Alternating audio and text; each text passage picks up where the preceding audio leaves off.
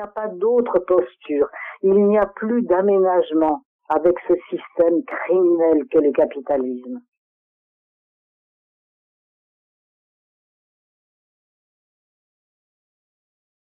Monique Pinson-Charlot, merci pour cet ultime et dernier RACT 4 sur Éthiquement Parlant. J'ai une dernière question pour vous, Monique. Je sais que votre temps est précieux, donc je vais vous libérer. J'ai besoin, évidemment, étant moi-même depuis plusieurs mois et dans l'activité médiatique indépendante, citoyenne, j'aimerais savoir ce que vous pensez des médias indépendants et si vous en suivez. Alors bien sûr que j'en suis et c'est cela qui explique si notre intérêt donne quelque lisibilité. Vous l'avez bien dit. à l'illisibilité de la violence de classe, c'est bien grâce justement à la complémentarité. J'utilise beaucoup les médias dominants parce qu'il faut absolument que j'entre dans leur tête. Ils sont déjà dans ma tête avec 30 ans de travail auprès des familles les plus riches de France. Mais après, il faut toujours qu'il y ait la distance et la critique. Alors, c'est le Canard enchaîné chaque semaine, c'est l'Humanité quotidienne, c'est l'Humanité dimanche, c'est le média, le Monde diplomatique, Politis, Fakir.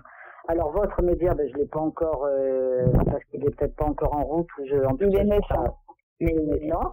Donc, il fera partie de ma prochaine liste. Et puis, sûrement, j'ai oublié voilà, c'est mais enfin, non, on est très, on a les mêmes. Beaucoup. Voilà. On a les mêmes. Voilà. Et donc, c'est parce que c'est c'est capital. On va terminer en beauté parce que vraiment, la guerre des mots, la guerre idéologique et linguistique, c'est pas un petit champ de bataille dans la guerre des classes. C'est au cœur du problème. Le langage. Ouais. Le langage.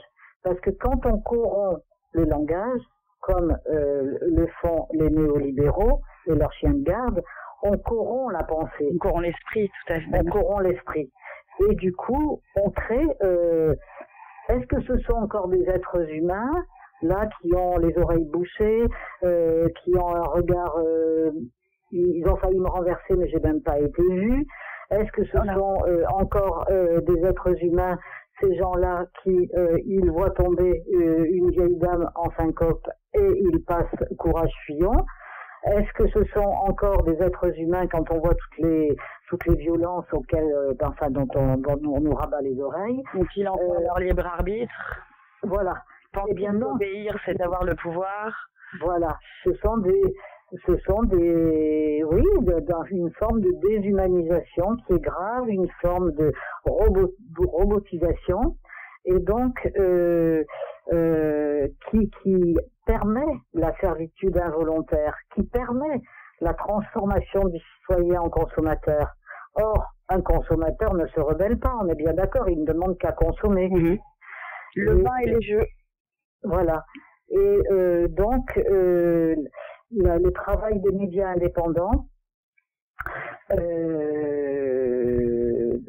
le travail des intellectuels indépendants, enfin de tous les contestataires de tous les anticapitalistes, doivent absolument faire converger leurs pensées, leurs découvertes, leurs analyses dans la diversité, parce que chacun a ses propres lunettes, mais pour bien montrer qu'on n'a pas d'autre choix aujourd'hui avec le dérèglement climatique, avec la fonte généralisée des glaciers, avec demain, ou c'est même déjà aujourd'hui, la décongélation du permafrost, c'est-à-dire tout ce qui a été congelé depuis 30 000 ans avec des virus, avec toutes sortes de choses qu'on ne sait pas, et c'est terriblement menaçant.